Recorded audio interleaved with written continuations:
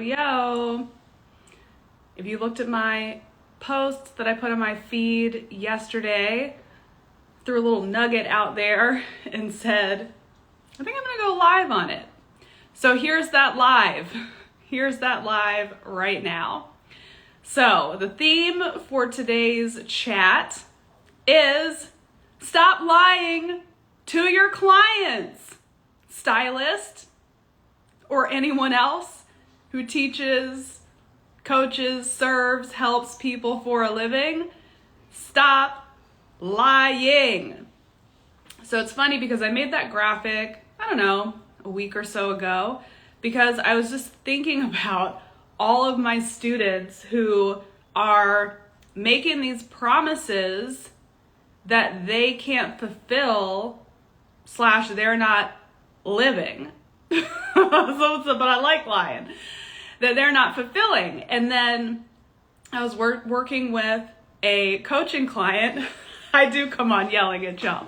I was working with a coaching client yesterday and I was like, stop lying to your clients. And I was thinking about another client that I have, another coaching client. I was like, she's lying too. We got to talk about this. So here's the deal. A lot of people get caught up in saying what they think is marketable, saying what they think people want to hear, okay? So we talked about authenticity yesterday on our live, but this is deeper than authenticity. This is straight up, you're lying, bitch, and you need to stop.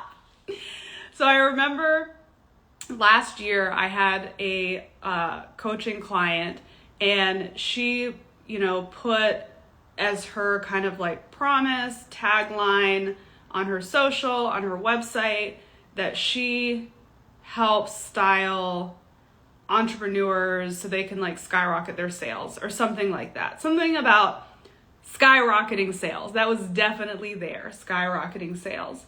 And I was like, I'm your coach. And I haven't exactly seen your sales skyrocketing quite yet. We're working on it and they will. And by the way, for where she started to where she ended up, yes, her sales did skyrocket, but not because of style, because she was a business coaching, right?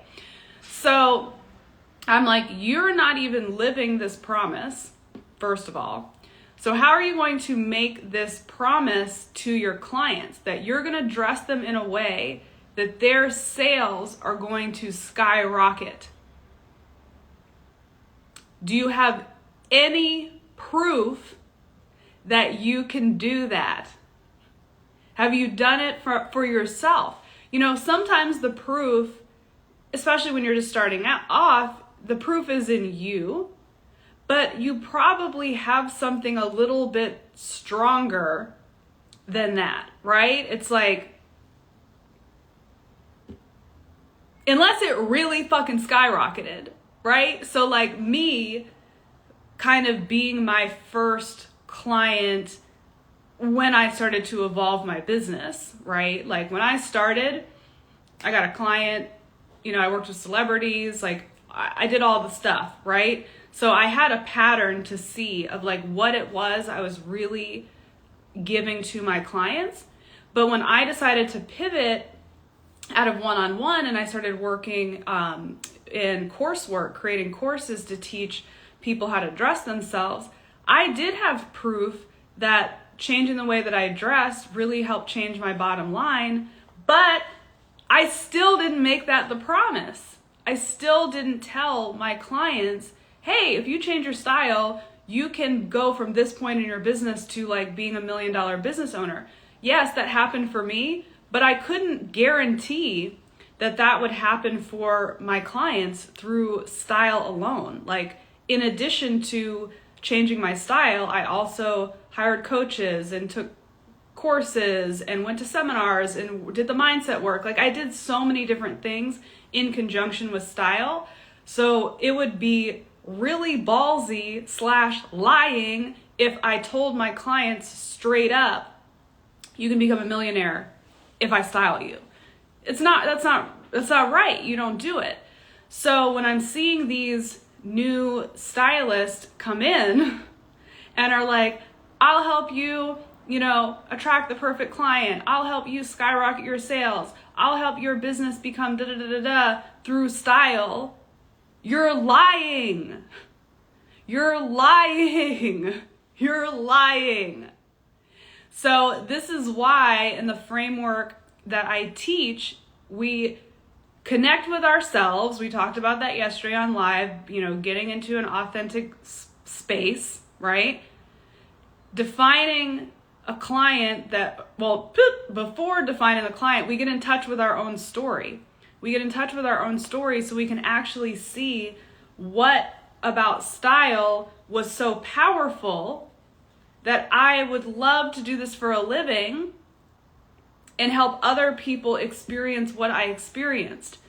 So a lot of people don't do this. And then once you figure out your story, we figure out your perfect customer. And then obviously we get into the services and the marketing, etc. And like when all these things are in line, you attract the perfect client, you attract sales, you attract money, you attract all the things that you desire to attract. But when you're lying, and I know you're not doing it on purpose, right? But at the end of the day, you're still lying, right? Like, you're not the Tinder swindler. You're not lying on purpose to manipulate. What is really happening is that you're afraid that the transformation you can give people isn't enough. And this is why I don't like it when people look at what other people are doing and are like, oh my God, I need to copy that. Like, oh my gosh, Lauren does this. I need to do that. Lauren is successful. She does this. 1 + 1 must equal 2. But that's not it. Whatever it is that you have to give is enough for your dream client, right? Not every single person in the world who needs style and who's willing to pay to be styled also wants to attract clients, also wants to skyrocket their revenue. You're just thinking that, okay, having a client that's an entrepreneur must mean they have money, must mean they're willing to pay to have a stylist. So therefore, I will manipulate myself and my services to attract that person because I want their money. That's a fucked up energy to operate out of. Doesn't that sound terrible? Wouldn't you feel terrible if you were an entrepreneur and you were really trusting a stylist to truly understand not only your brand, but brand, right? You're an entrepreneur that really trusted a stylist that said, I know the formula for dressing in a way that will skyrocket your sales.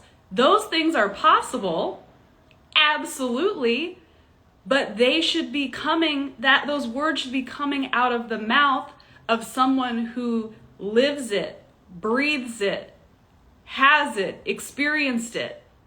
Then you're sharing your services from a space of truth.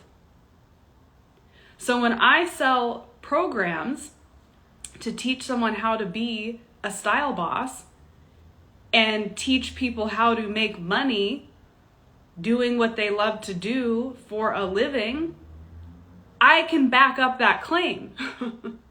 I've done it myself. I've done it for thousands and thousands of other people. So I can confidently say, fuck yes, if you do your part, I'll do mine, and we'll fucking do this. But if I don't even know, if I said, okay, let's use this as an example. If I said, I am going to help moms dress in a way that's going to, make getting dressed like super easy and kid friendly and make them a better mother and da da da da da da. I might know some skills that probably could, right? Like, I can teach someone how to get dressed fast. I'm sure plenty of moms have bought my, styling courses. I've worked with moms, doing one-on-one. But I would never dare make that promise because I'm not a mom. I'm not a mom. I don't have the lens to look through of what it really, of the speed you really need to get dressed if you have a 2-year-old tugging at your leg. I have no fucking clue, right? I don't know the volume of baby spit up that gets on a garment to give you tips on how to get the best, materials that are washable and that are going to look great. And like, I haven't lived in that experience, so I wouldn't make that promise. Could I do some research? Yes. But I don't feel connected to that enough to really give a fuck. And this is where a lot of resistance comes up with, people that are just starting out. I'll even get some resistance at first with my students of like, but why do I need to develop my brand story? Why do I need to, curate like the perfect customer for me? Can't I just style? Can't I just help whatever client comes my way? Sure, if you want an inconsistent business. Knock yourself out.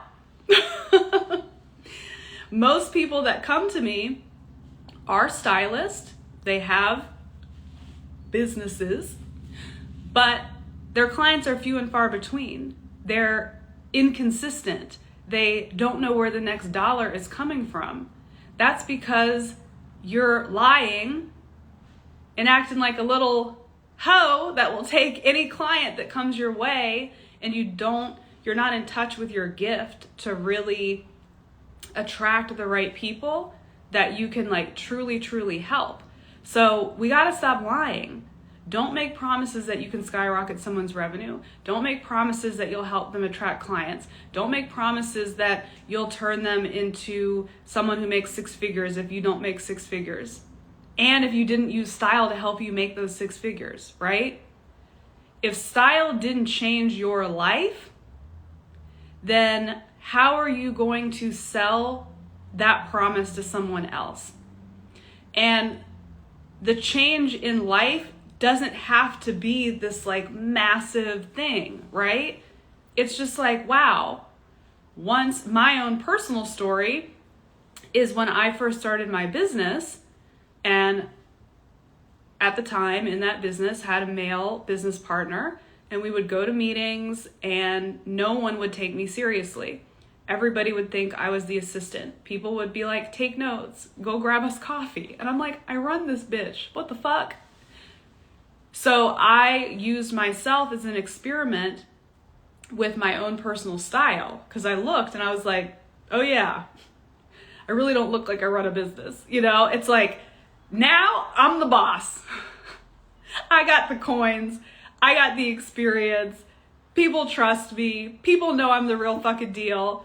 I'll get on a live and wear overalls in a patent leather bodysuit. But me wearing this same outfit when I was 28 years old, just starting out in entrepreneurship, yeah, who's gonna think I'm the CEO? Nobody, right?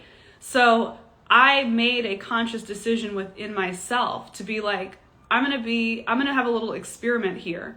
If I make myself over, style, the whole thing, like bossing up, what could happen?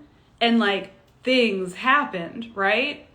More respect, felt better, more confident, business growth, blah, blah, blah, blah, blah. Style really changed me. That's just one example. I remember in, growing up, I'm very introverted. It's hard to believe if you see me on the internet, but I'm like very, very introverted. On the Myers-Briggs scales, I'm all the way introverted, okay? So growing up, being super shy, super awkward, I'd cry at the drop of a hat. People scared the shit out of me, still kind of do. It was hard for me to get through life. And I noticed that when I started to dress in a way that expressed myself, because I couldn't express myself with my words, I would have people talk to me, right? And I would start to make friends, and I started to make my own clothes. Be like, where'd you get that? I'm like, oh, I made it. And that's how I would start to work through my introversion and connect with other people. That's a promise I can keep. And that's a promise that I have given to, members of Style Confidence Collective, for example, where it's like, hey, I can help you break through using style. Like, I'm not lying to them. I've lived it. I've done it for other people. But that's not necessarily like a big, you know what I'm saying? But someone's going to be attracted to that. I didn't have to tell those girls, I'm going to make you $1 million just by the way that you dress. Most of the people in Style Confidence Collective, sure, they'll take $1 million if you give it to them, but that's not what they came for. They came for confidence. They came for connection. They came for a sense of belonging. And that's a promise I could keep. So as stylists, y'all need to ask yourselves, we constantly have to ask ourselves, am I telling the truth? Am I presenting a promise that I can keep? Because at the end of the day, in business, you are fulfilling a promise to your customer. That's all it is, right? It's someone comes in, they desire a certain result, and it's your job to be able to keep that promise. Because the last thing you want is for someone to come back and be like, I worked with you 6 months ago and my sales have not skyrocketed. And you're like, well, I'm not a business coach. It's like, but you said that for your styling. You thought it was a cute tagline, but your customer that dropped money on you, they really took that shit to heart, right? They really took that shit to heart. So you did it as an attraction, like, ooh, this will attract the perfect people, but it did not come from a pure place. And that is the other thing I want to touch on before I jump, because I've got a call in 9 minutes, is, now I lost my damn train of thought. Maybe I don't get to share it with you. I said attraction. Where was I going? I don't know where I was going with that. Pure place, perhaps. I don't know. You use that as an attraction piece, but it wasn't from a pure place. It was from, give me money, give me sales. I want to be more successful, right? Where you need to be obsessed with getting your clients results. The money is a byproduct. The number of clients you have is a byproduct of being obsessed with keeping your promise. Keeping your promise. I am obsessed with the fact that I can tell aspiring stylists, newer stylists, stylists that want to take their businesses to the next level, that I can and will teach you the framework to make sure you have a sustainable and profitable business. I can keep that promise if you do your part, right? I can feel really good about that, and I can attract the exact right people. The exact right people. I can fulfill that promise, and then the results speak for themselves, right? So let's say you're the one who's like, oh, I'm gonna help you skyrocket your sales, but your sales are shit. And even if they're not shit, you certainly didn't use style, but you are a mom who's starting her own business and looking fucking great doing it and providing a beautiful life for her children and being a great example. You can fulfill that promise because you're living that promise. So why don't you show up as that person and just tell people your truth? There are people out there that want that. There are people out there that want that. So we attract by being the example, right? We attract by, if you want to get woo with it, you attract with being on the same frequency as the people that you're trying to reach, right? The heightened version of that frequency. So you're meeting them through that connection, but also they're aspiring to be like you. Ooh, I love this. Ooh, we love this. We got an SBA group coaching student in the chat. I meditated and got a message to share my story. Hallelujah. Hallelujah. The work we've been doing is working. Nothing beats truth. Nothing beats genuine connection. And let me tell you something else. In the climate of the world that we live in today, you know people keep receipts. You know people keep receipts. So if you're over here lying, someone's keeping a receipt. And could call your ass out at any fucking moment. So instead, why don't we show up with some truth?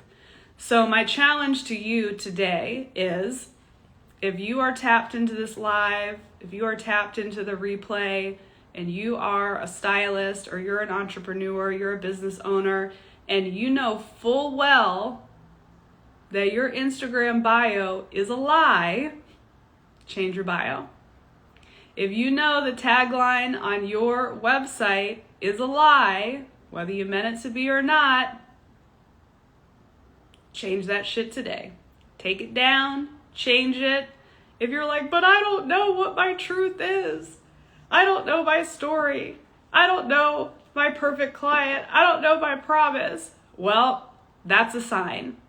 Get some help. Get some help. This is why you guys will see, we've been doing these lives for the past couple days now. I hope to be continuing to do these more because I really enjoy them. Just as my man David here, District Stitch, he said, get into SBA, the truth. This is why people that wing it in their business are always treading water. They're always searching for the next client. They're always stressed out about where's the next dollar coming, what's going on. You didn't set a strong foundation. You built the foundation off of lies, insecurity, and bullshit, right? Now that you see it, because I called your ass out, you all know who you are that were called out. Even if I don't know who you are, because I haven't seen all your Instagram bios or your promises, but you know who you are. This is your sign to be like, if I really want to do this, if I really want to build a sustainable styling business that makes me money, that I can actually make a living off of this and not make it a side hustle, a hobby, then I need to put my boss pants on and start learning the shit that is required of me to actually be successful. Successful people don't wing it. People that consistently have money and clients, they don't wing it.